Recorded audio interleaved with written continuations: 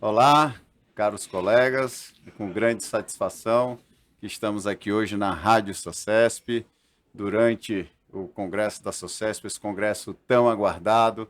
Depois de 3 anos, né, estamos aqui de volta e com um grande amigo e professor, Dr. Fábio Fernandes, que é diretor da Unidade Clínica de Miocardiopatias do Instituto do Coração. E hoje nós vamos falar sobre um tema muito importante, muito relevante para nossos cardiologistas, né, professor? E mesmo para os nossos pacientes que eventualmente também estejam nos acompanhando.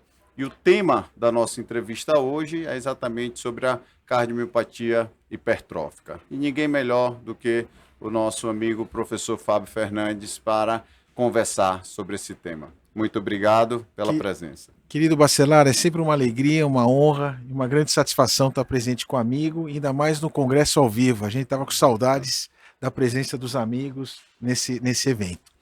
A cardiopatia hipertrófica é uma das doenças, dentro das miocardiopatias, talvez uma das mais frequentes.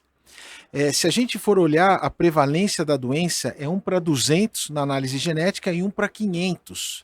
E como que ela é definida? Como hipertrofia acima de 1,5 milímetros no septo, na parede posterior, ou acima de 1,3 naquele que tem um componente genético. Por que é importante de falar da doença? Quando a gente fala em cardiopatia hipertrófica, 10% apenas dos pacientes têm sintomatologia e são diagnosticados. Então, a grande maioria dos pacientes, quase 90%, não ainda fizeram o diagnóstico. Por isso que é importante, como paciente, como médico, a gente pensar algumas sintomatologias que esses pacientes têm. E as sintomatologias que eles têm é uma tríade, basicamente, de dor precordial, como que o músculo fica hipertrofiado, ele dá um desbalanço oferta-consumo, então o paciente acaba desenvolvendo dor precordial, e principalmente sinais e sintomas de insuficiência cardíaca. Cardiopatia hipertrófica é um exemplo de miocardiopatia restritiva com fenótipo hipertrófico que muitas vezes pode se manifestar com insuficiência cardíaca com fração de ejeção preservada e arritmias supraventriculares. Perfeito. E você falou aí a questão da importância da espessura, né? E na prática, como é que a gente faz para diferenciar, por exemplo, daqueles pacientes que praticam muita atividade física, que tem aquela hipertrofia relacionada à atividade física? Qual é a dica prática que você fala para a gente? Isso é uma excelente pergunta. Então, a gente tem critérios clínicos, critérios eletrocardiográficos, ecocardiográficos e padrões de ressonância. Geralmente, o indivíduo que faz muita atividade física, que é aquele que tem o coração de atleta, ele não tem uma hipertrofia muito evidente, geralmente menor do que 15 milímetros. Hipertrofias acima de 15 milímetros, até 18 milímetros, é mais provável que ele tenha um fenótipo de cardiopatia hipertrófica. Aliado a isso, também o eletrocardiograma, ele tem alterações que são principalmente alterações de repolarizações, ondas T profundas assimétricas, que muitas vezes até na cardiopatia hipertrófica apical simula a doença arterial coronariana. E o padrão ecocardiográfico, muitas vezes ele já tem um strain reduzido. Então, muitas vezes, dependendo onde ele tem a hipertrofia, o strain já é reduzido, chamando a atenção que a primeira alteração, muitas vezes, que ele tem é a redução do strain. E a ressonância ela é muito sugestiva. Ela, pelo grau de hipertrofia e pelo tipo de realce tardio, pode falar mais a favor de uma doença miocárdica do que uma doença adaptativa como exercício. Excelente dica, professor. Você falou aí rapidamente da apical, chegou a comentar alguma coisa sobre obstrução. Quais seriam as formas mais comuns de apresentação da doença? Pois não. Essa é uma excelente colocação, amigo Antônio. Nós temos basicamente 2 tipos, a gente pode dividir a cardiopatia hipertrófica. A cardiopatia hipertrófica obstrutiva e a cardiopatia hipertrófica não obstrutiva. A grande maioria dos pacientes desenvolve miocardiopatia hipertrófica obstrutiva. Pela hipertrofia do septo, ele causa um efeito Venturi, existe uma hipercontração e o hiperrelaxamento. E essa hipercontração, ele puxa o folheto anterior da válvula mitral, fazendo uma posição no septo. Então, quanto mais precoce, mais duradoura esse movimento sistólico anterior, maior o grau de obstrução. Por que a obstrução é importante? A obstrução é importante porque ela é um marcador de insuficiência cardíaca. E aí a gente tem que diferenciar dois tipos de obstrução, uma obstrução em repouso e uma obstrução latente. Então, uma corte grande de mais de 500 pacientes que avaliaram pacientes com cardiopatia hipertrófica, viram que aqueles pacientes que não tinham obstrução em repouso tinham um risco de desenvolvimento de insuficiência cardíaca de 1,6% ao ano. Já naqueles pacientes com manobras provocativas, como pós-valsalva, pós-extrasístole, o risco aumentava para 3,6% ao ano. E no indivíduo que já tinha obstrução em repouso, 7,2% ao ano. Então, a presença de obstrução é um marcador de prognóstico de insuficiência cardíaca, pode dilatar o átrio, arritmias atriais e até mesmo de morte súbita. Perfeito.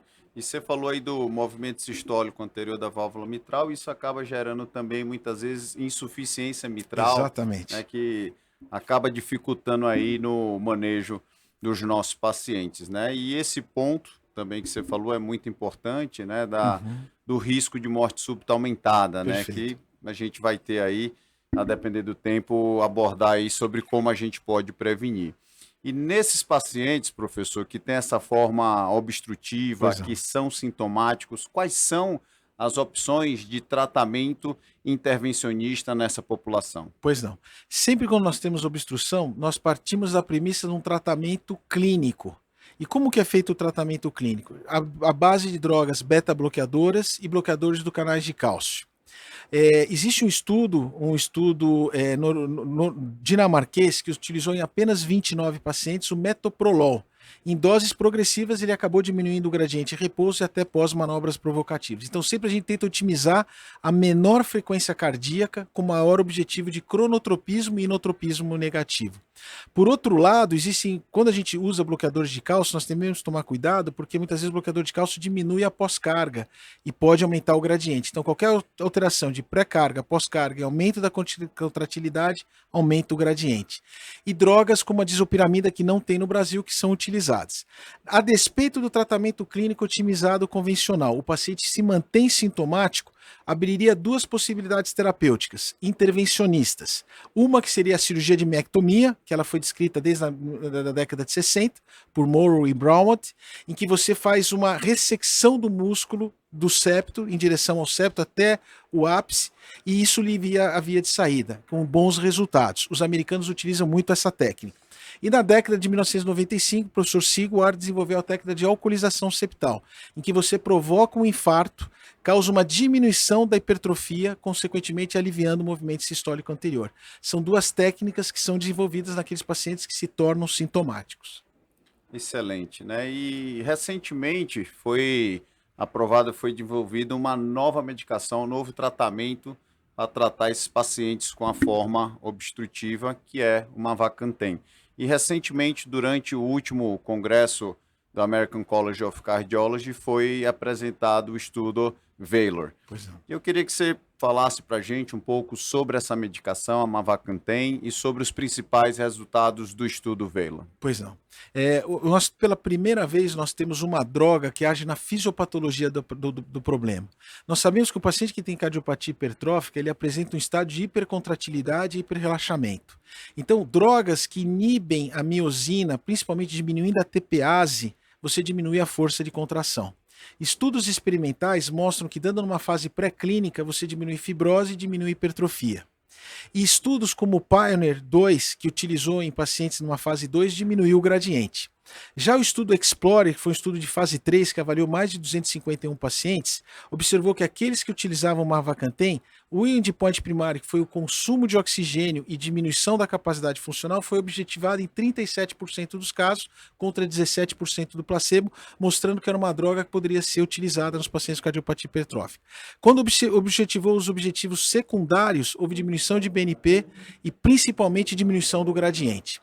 O estudo Valor foi também um estudo que utilizou pegar naqueles pacientes que tinham indicação de procedimento intervencionista, classe funcional 3 e 4, a despeito de um tratamento otimizado, Para cirurgia, 80% e 20% para alcoolização, utilizou-se dois braços, o grupo Mavacantem e o grupo placebo.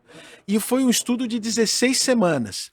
E após essas semanas, observou-se que 18% dos pacientes com Mavacantem ainda tinham indicação de procedimento intervencionista, quando comparado ao grupo placebo, que tinha 86% ainda com indicação. E o que chama atenção? Que houve diminuição da queda do BNP, houve diminuição do gradiente, deixando um gradiente abaixo de 50, que é o gradiente de 50, que é o gradiente que é o limite para indicar um procedimento intervencionista. Então a gente tem pela primeira vez uma droga que age na fisiopatologia da doença. Os primeiros estudos foram obstrutivos, mas com certeza vai expandir para os não obstrutivos, para a insuficiência cardíaca, fração de ejeção preservada. Então a gente tem uma grande perspectiva futura do tratamento fisiopatológico da doença. Excelente, professor. Fiquem ligados, aí uma nova perspectiva, um novo tratamento para uma doença tão importante. E desde já, meu muito obrigado e um excelente congresso. Eu que agradeço, amigo. Bom congresso a todos. Boa tarde. Muito obrigado.